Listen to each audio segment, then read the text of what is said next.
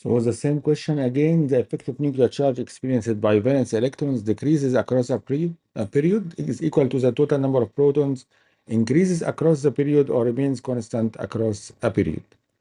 What is the ZEF? What is the effective nuclear charge? The answer is that they increase across the period. But why is that? The effective nuclear charge is equal to the attraction by the protons, the nuclear charge, minus the shielding effect.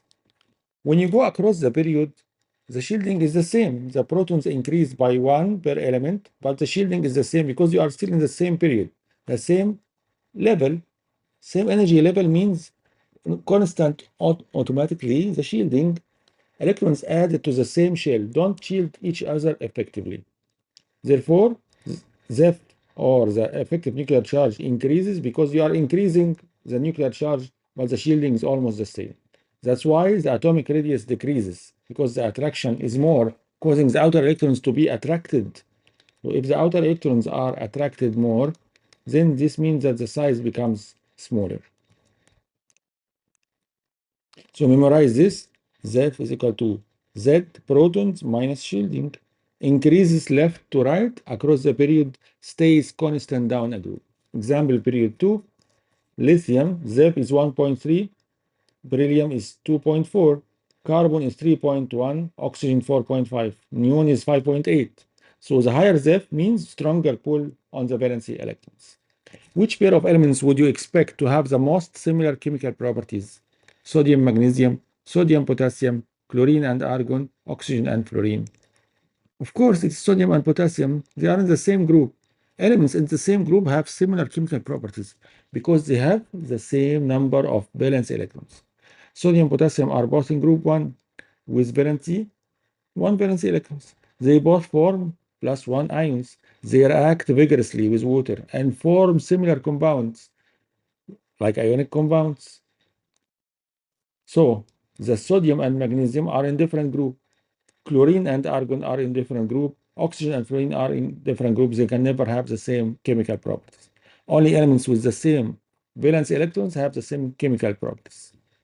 So memorize this. Similar properties equal to same group. Same group equal to same valence electrons. Same valence electron equal to similar reactivity.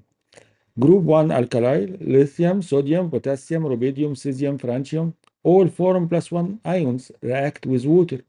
Group 17, halogens, FClBr, astatine, they all form -1 ions. Group 18, they all unreactive, right? This is a proof. Which of the following has the smallest ionic radius? Oxygen 2-, fluorine-, sodium plus, magnesium 2+. There is something very nice about all these elements, that they have O2 8 electrons. 2- means it has added 2 electrons, so it becomes 10. Fluorine minus is 9, adds 1 electron, become 10. Sodium plus is 11 electrons, loses 1, become 10. Magnesium 10 electrons because 12 has lost 2 electrons. Now they all have 10 electrons but different number of protons. Which one will have the smallest radius? Your answer? Mr. Magnesium 2+. Why is that? They all have the same electrons, so they are isoelectronic. Isoelectronic means the same number of electrons. For isoelectronic species, the one with more protons is smaller because the same number of electrons is pulled by stronger nuclear charge.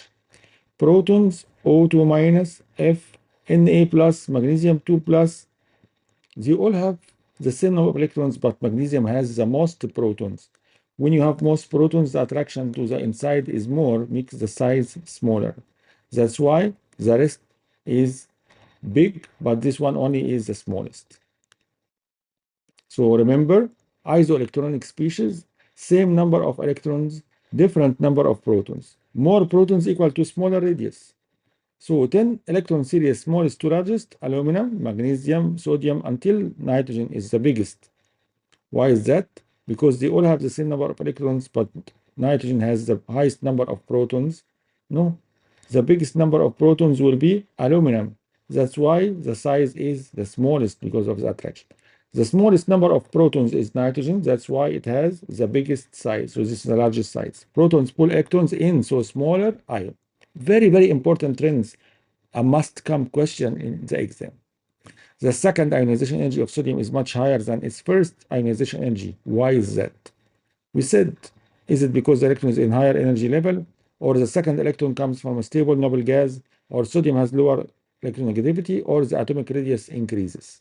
Which is your answer? I'll give you a chance to think. What is the answer?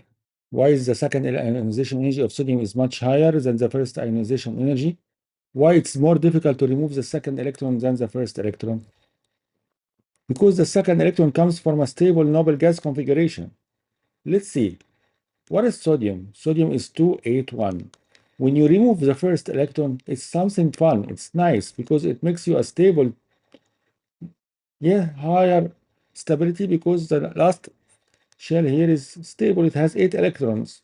But if you try to remove one more electron from 28 into 27, you are changing something stable ion into something unstable. So that doesn't add anything.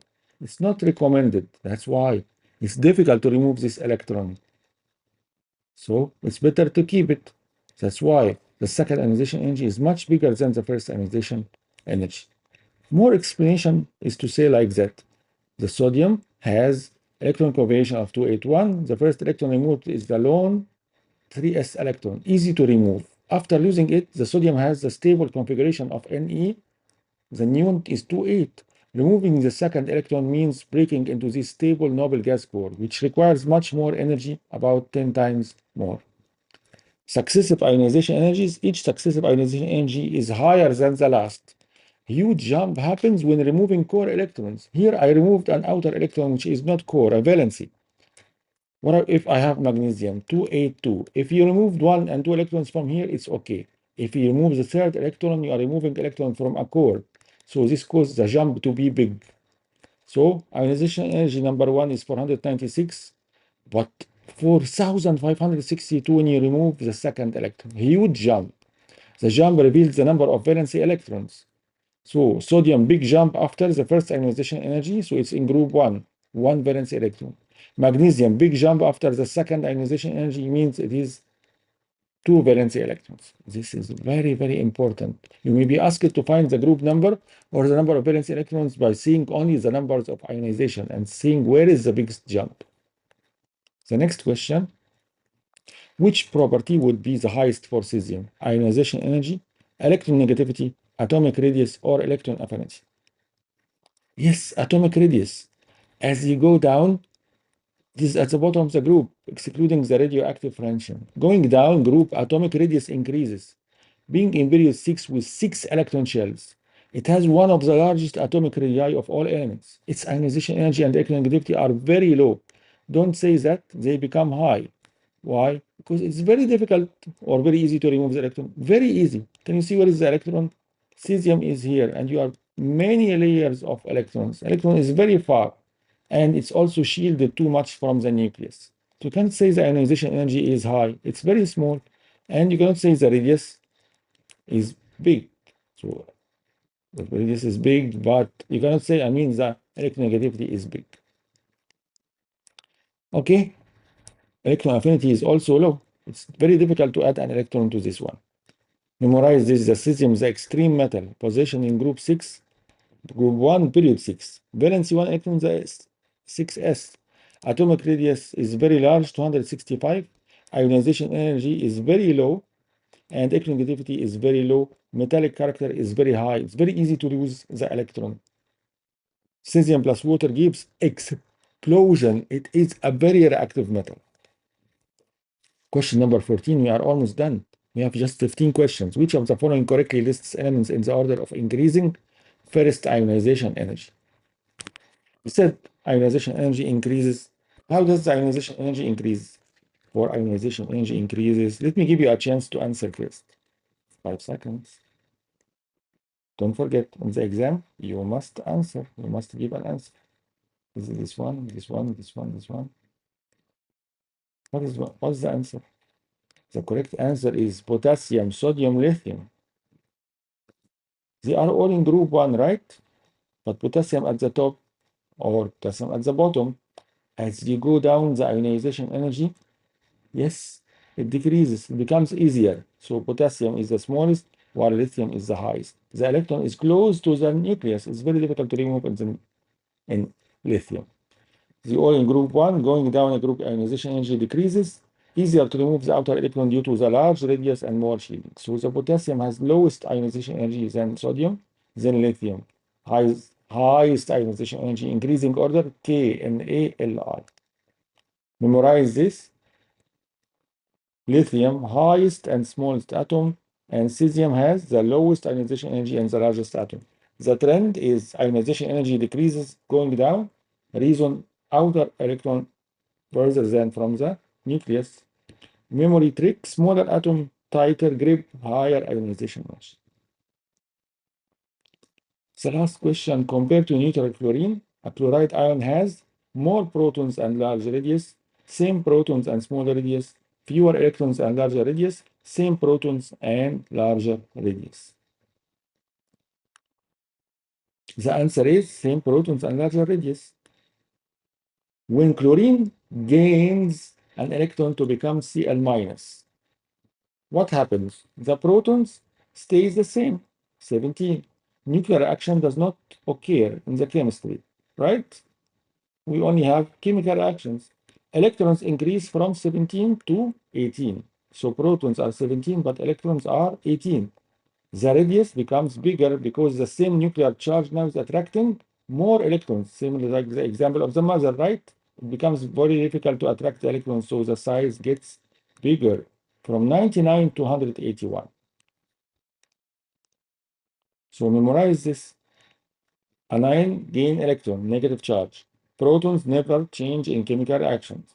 Radius increases when forming anion. Chlorine example, atom is 99 picometer, chloride is 181 picometer. Why larger? More electron repulsion, same nuclear pool. Opposite for cations, radius decreases, right? Did we get only 2 out of 15? No, don't worry. We just didn't pick the correct answer. But I know I will give you the link now and you'll try everything again. Review all your answers and let's make a fast summary about the most important things. If I were you, I will write this down in a faster way, in a very safe place. This is my trick to getting the answers correctly in the exam and getting the full mark in the periodic trend questions. Let's do the full revision. Periodic trends, the complete overview. We have 4 main periodic trends: atomic radius, ionization energy, electronegativity, and metallic character. Atomic radius, left to right, decrease, top to bottom, increase, most francium, least helium and fluorine. Electronegativity, increase left to right, decrease top to bottom, most fluorine, least francium. Ionization energy, increase left to right, decrease top to bottom, most helium, least francium. Helium is sometimes not considered in some exams, so they don't consider ionization energies for noble gases, so they mention fluorine. Metallic character, decrease left to right, increase top to bottom. Most is the francium and least is fluorine. Yes. Effective nuclear charge is the key to understanding.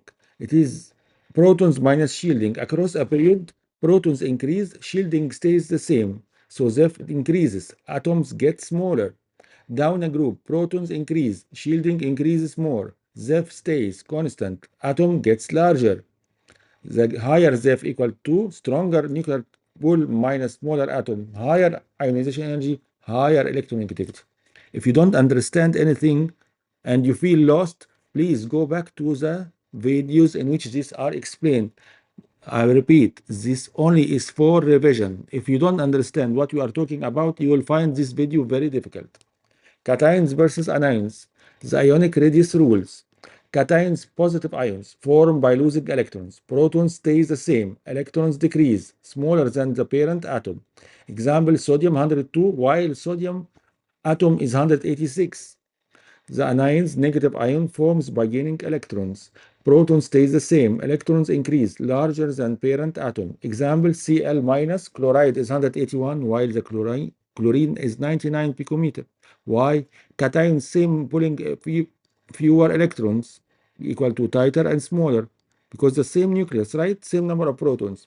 While anions, Same nucleus pulling more electrons. Becomes more difficult for the mother to pull more children. So the children gave far away from here, making the size bigger, more repulsion.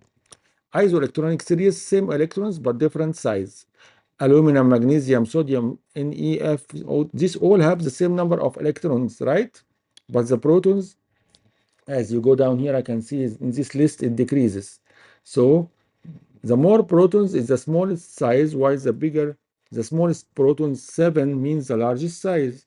More protons, smaller ions, same electrons and tighter pull. Successive ionization energy is detecting the valency electron. Each successive ionization energy is higher than the last. There is a huge jump when you hit the more inside electrons, which are called the core electrons. For example, sodium, example kilojoule per mole, 496. This is the first ionization energy. Look at the second one, 4,562. The third one, 6,912. This is a big jump, but not that big, like 10 times here almost. How to read the location of the big jump shows you how many valence electrons. If group 1, so jump after one first ionization energy, one valence electron. In group 2, the jump is after the second ionization energy, so 2 valence electrons. The group 3 jump after the third ionization energy, so 3 valence electrons. Shielding and penetration, how electrons block the nuclear pull. What is shielding? The inner electrons block the outer electrons from feeling the full nuclear power. What is penetration? How close an electron gets to the nucleus, SPDF. They are three key facts. Across a period, shielding stays constant. Electrons added to the same shell. Down group, shielding increases. More electron shells added. The result, more shielding means easier to remove electrons, lower ionization energy. The extremities, where do you find the most sixth least? Largest atom, francium, bottom left. Highest ionization energy, helium and fluorine, hard to remove. Most electronegative, fluorine, pulls electron hard. Most metallic, francium, bottom left. The biggest size, very easy to remove the electron. Smallest atom, helium, top right. Lowest ionization energy, francium, easy to remove, very big atom. Least electronegative, francium, very weak pull. The electrons are very far from the nucleus, very easy to remove. Least metallic, the fluorine, top right. The group trends, same group, similar behavior. I leave this for you to screenshot